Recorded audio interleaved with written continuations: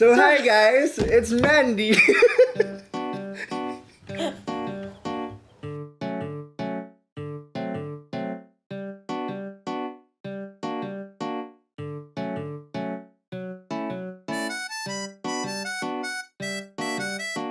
So hi guys, it's and EJ, and welcome to another video with me. So for today, we're gonna be having our mukbang and Q&A. So guys, nagsubmit kayo ng questions sa akin from my previous videos, and today, i-address namin yung mga yun. And again, nandito tayo with our guest, with my guest. This is Mandy Nyunyu. Mandy Nyunyu, and she's my beautiful girlfriend. So what we're gonna be doing today is, kasi may explain sa kanila, yung in-explain ko sa'yo kanina when I made this program. Correct. Sulat niya to guys. But, ayun nga, naglikom kami ng mga questions. Naglikom ako ng mga questions from... Naglikom daw siya ng mga questions from friends and, you know, ayun, naiinipon ko siya dito. And pumili lang din ako ng mga questions from the internet. Pumili siya ng mga questions from the internet. Sinulat niya yan, isa-isa. All me. Ganon. My equipment, my camera, lights ko, laptop ko, my house. Sige. We are going to answer these questions for you habang kumakain ng favorite Our sponsor for today is Jollibee! So, parang ginroup ko lang din siya into certain categories. And we are going to start first with the food. Firsts. With the first. Ano yung food? Yung food pala. Ano favorite part mo ng chicken? Leg. Hindi mo ba alam yun? Leg? Leg. Wala silang leg na binigay. Ay, here. Dapat pala nagsabi ako. Puro thighs. Ay, hindi. Ito merong leg. Leg ba to? Ano? Bakit? Mukha siyang leg, oh. Pero is, I think thigh or rib. Pero mukha siyang leg. Buisit. Mapanlin lang. Your spaghetti, sir. So now that we have our food on our plate, hindi na siya nakikita eh. I'll be asking the questions na nandito sa ating kodigo. Yes, you can eat. That's the point of the mukbang. You can eat, right? So, yung category natin na mauuna is yung firsts. Mga questions about our firsts as a couple. Diba? First of all, happy anniversary. Happy anniversary. So, this is our second anniversary. Yeah. Pero... Second ba? Third? Second. Third. Second. Second. So, yung confusion is kasi we've known each other since 2014. 2014, diba? 2014. Oh. And, naging kami na nun. And then, nag-break kami. And then, naging kami ulit.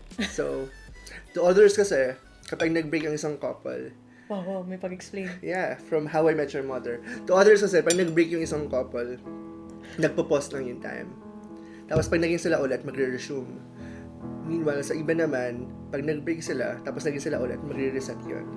So ano ba yung nangyari sa atin? Parang kasi, nag-resume lang. I never stopped loving you, kaya... Kaya sa akin, nag-pause lang siya na yung relationship. Tapos, nag-resume nung naging tayo ulit. True. How about you? Ha? How about you? Feel Kasi mo ba parang, nag-reset di tayo? ba, I think we've already talked about this na parang yung relationship natin, kinakount yung buong mula 2014 until now. So, kumbaga, 7 years. So, hindi natin second anniversary. I mean, kasi ganito guys, di ba naging kami ulit? Pero nung first time na naging kami kasi, Hindi kami legal. hindi legal sa parents namin. Especially sa parents ko. Tapos nag-break kami for I think 7 months or so. Tapos, yun nga, sinabi ni Lord, time na ulit na mag-usap kami, gano'n. And we did try to become friends nung time, di ba nalala mo nung una, nung nag-break tayo, nag-try tayo na magkaibigan. Real talk. Speaking from experience, mahirap maging friends sa isang tao may feelings ka ba? Yeah. Wow! What good? It took me 7 years para lang makondition yung sarili ko. I think the same for her. Na maging friends kami. although may feelings pa rin naman, pero yung sa first few months, actually, medyo in denial pa kami nun eh. Gusto pa namin i-push na mag-friends kami, pero hindi talaga. Mahirap talaga.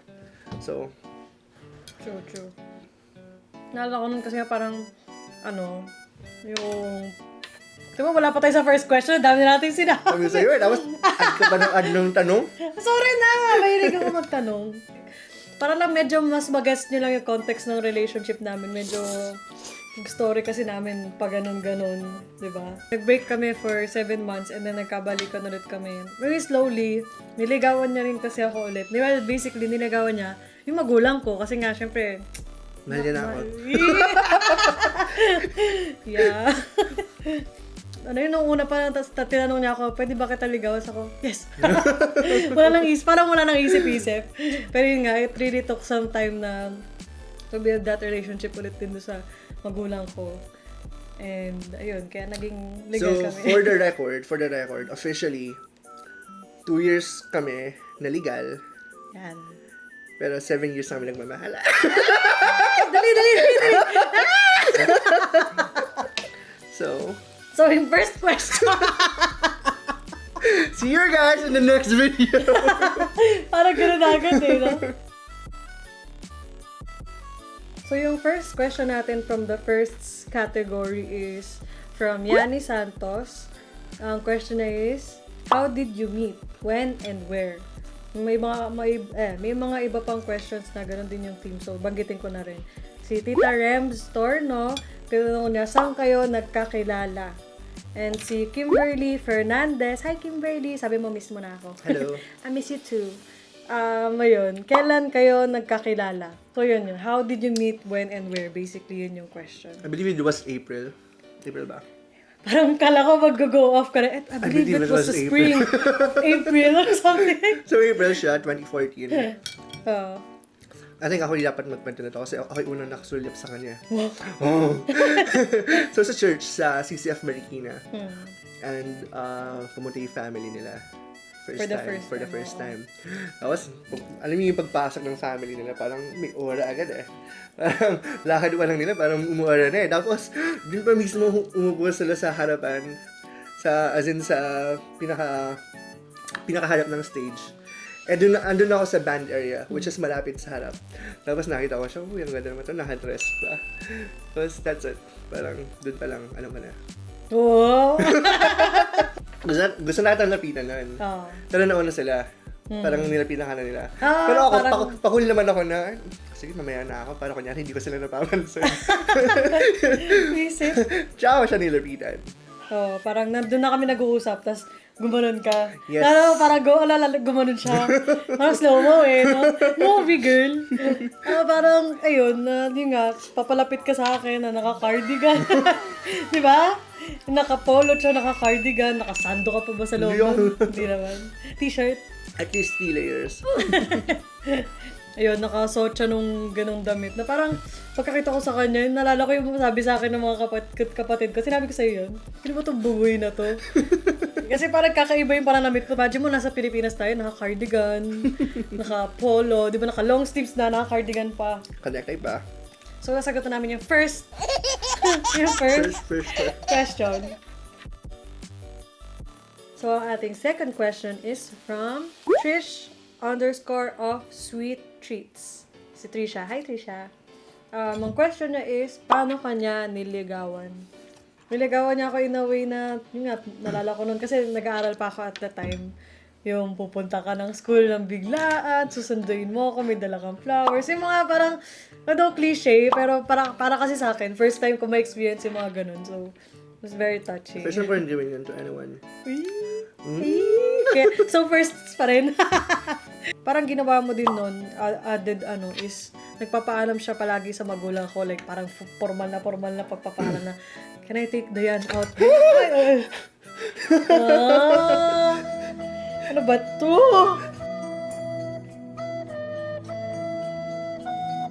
Pero one thing na I really made sure nung niligawan ko na siya, officially it was, ang target ko talaga nun is yung parents na niya. Target? Well, focus.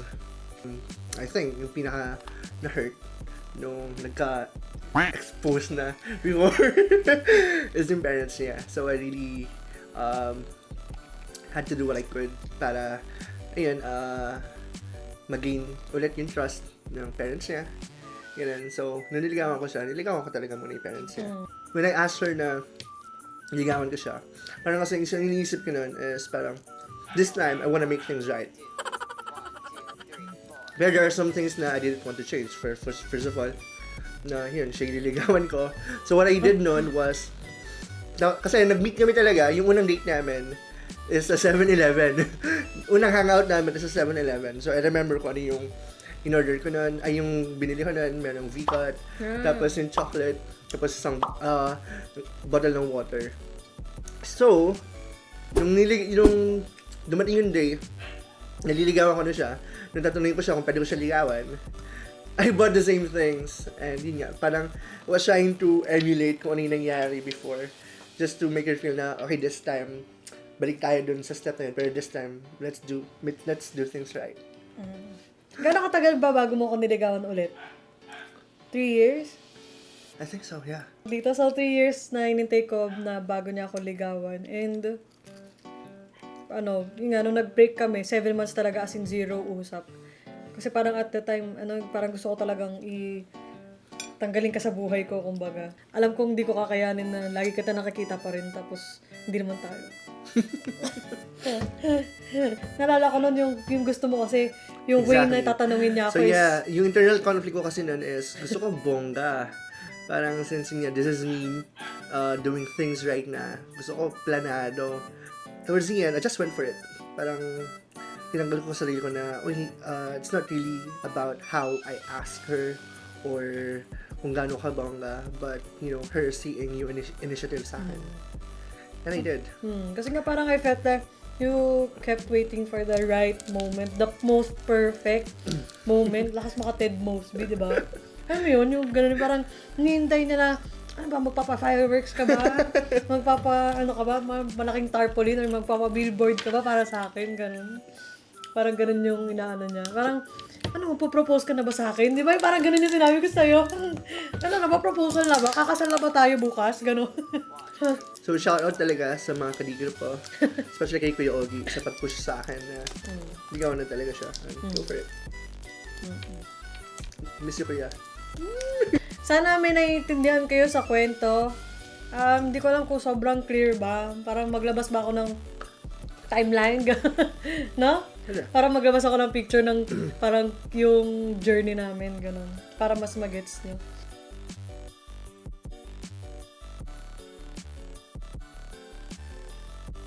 Isa pa nating question is from Meryl. Hi, Meryl. So, yung Cousin ko. So, yung question is, kwento your first date. So, medyo na... Nakwento ko na eh. Napahapyawan mo na kanina. Yeah. So, before kami eyeball for the first time talaga. Outside of church? Outside of church. Tapos kami magka-chat, of course, naman nag-business naman na yun eh. Tapos late night calls, hanggang sa, casually, tinanong ko lang siya, gusto mo mag-hangout sa 7-Eleven bukas? Dun sa Merala ko. Kasi pumunta kami doon. I need to tell this kasi, alam niyo yung sinabi ko kanina na, nung first time na nakita ko siya, sobrang nabighani talaga ako sa kanya. Especially dun sa 7-Eleven, as in pagpasok niyo dun sa, sa door, parang, oh my gosh, parang gusto ko mag-back out kasi napakaganda naman talaga nito. Parang I don't deserve to be here. I don't deserve na parang makahangout yung ganito kagandang... So yun, hangout kami 7-Eleven, kumain ng, yan, yung sinabi ko kanina. Tapos naglakad kami, papunta sa park, tapos sa S-Mall, tapos sinadid ko siya sa bahay nila. Tapos, yun. Pero hindi pa kami nun First, parang kumbaga, nag-hangout lang kami. It's not even a date yata. Pero I consider it a parang, date. parang yun na yung parang first date natin or first hangout natin. Na tayong dalawa lang kasi. So, from friends ulit na questions. From R.A. Nacionales, ang question niya is, farthest place you have ever been, of course, with him, Miss Mandy. Yun yung question niya. Farthest place you have ever been. Yun nga, La Union. La Union na yung farthest, no? Ikaw kasi you brought me to the moon. Sobrang nakot off guard ako nakapwisit. Seryoso pa yung tingin mo, visit ka. Sorry yan, nagagawa ng chicken sa akin. Ay, nako. Next question from Rachel Penn. Kailan ang kasalan, mga sob? Kailan nga ba? Hindi ko rin alam. Mama, Papa, Tita Peach, Tita Alice, nanonood kayo, siguro skip nyo muna. May certain times na nagbibigay si Mandy, skip nyo muna. Wala lang, yun lang. Thank you for the question, Rachel. Hindi pa namin siya masagot sa ngayon. You know, God willing, baka before mag-30 kami, sa ngayon 26 pa kami, so there's some time pa bago mangyari. Nagpapawisan ako bigla. Isit. Next question. Question from Meryl ulit. Team song. Hold my hand. Hawakan mo ang aking kamay. Akala ko sabihin mo. Kaya. I wanna hold ya. Kala ko ganun. Ba, ano? Ano nga ba yung title nun? Kitagal kitang hinintay by Sponge Cola. It perfectly depicts yung story namin. Yung nga, recent na na-discover ko na naging medyo favorite song ko. Yung sinend ko sa'yo yung Location Unknown by, paano ba i-pronounce yun? Hanne and Becca. Ayun, yung kasi nga parang, Nasasaktan ako, ewan ko. pag napapakinggan mo siya. Kasi nga, medyo sad yung kasi ng tema ng song na parang, kasi, ang message niya is magkalayo sila, pero iniisip pa rin nila yung isa't isa, parang ganun. Pero totoo yun, naalala ko nga, pag naisip ko nga yung time na, kasi nga, 7 months was a long time then, kasi nga estudyante pa lang kami, so maraming free time, di ba? So parang there was a lot of time na pwedeng mag-isip, pwede ka magmuni-muni, ganun, pwede kang humiga lang buong araw, iiyak ka lang. At the same time, nung nag-break kami nun, naglipat sila ng bahay. As in, before kasi, magkalapit lang kami. As in, kaya ng walking distance. Tapos, sumakto, nung nag-break kami, lumayo rin siya sa akin physically. So, hindi ko naman siya yung bahay niya. So, location Hindi, ano lumipat talaga. ka ng bahay, tsaka lumipat ka rin ng church satellite, diba? Nagkasabay yun, dalawang yun.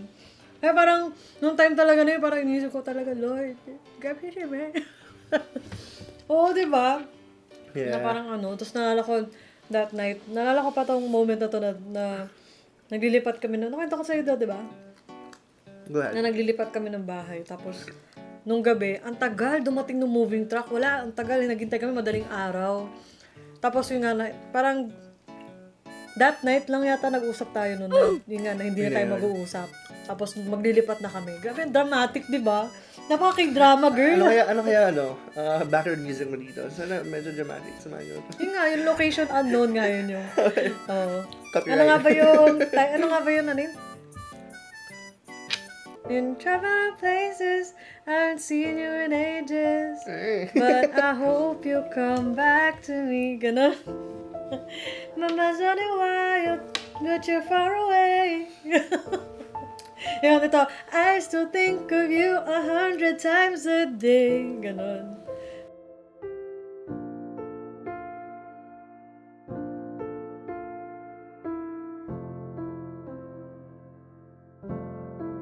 Thank you so much. Like, comment, subscribe, share, lahat na. Go. Come on.